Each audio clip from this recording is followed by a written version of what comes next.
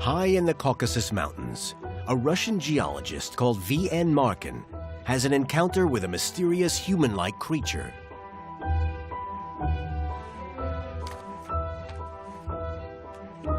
Markin writes, В 5 шагах от нашей палатки стоял коренастый человек. Я резко дернулся, чтобы разбудить Павла, но от боли в ноге застонал. When he looks again, the creature is gone. He grabs his notepad. Да, вот рисунок, который нам прислал Маркин.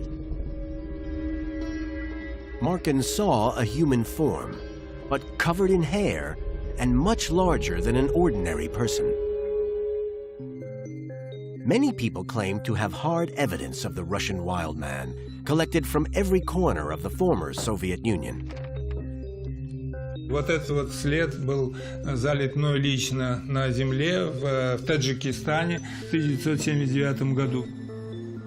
This is handprint of wild man that was detected by us in Tianshan. Это кусочек шерсти, кусочек мяса и кусочек кожи. While some wild man evidence has now been identified as coming from bears, much remains unexplained. Those that believe the wild man does exist have great faith in their evidence. According to size of this footprint, we detected that mass of this object was about 200 kilograms.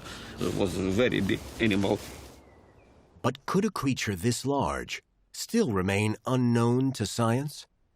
With all wild men stories, they're typically related to very rugged, mountainous, forested habitats. These are areas that Homo sapiens have, for the most part, avoided. Even if we could search the whole of the vast Russian interior, there might not be many wild men to find. As a rule of thumb, 1,000 individuals has been offered as a number that would serve as a viable minimum population for a species, for a vertebrate species. From the many eyewitness reports, it's possible there might be more than one type of wild man. We may be dealing with two separate entities. There is this body of evidence that suggests a much more man-like wild man, but yet with the wild characteristics of hair coverage, etc., that may be a relic Neanderthal.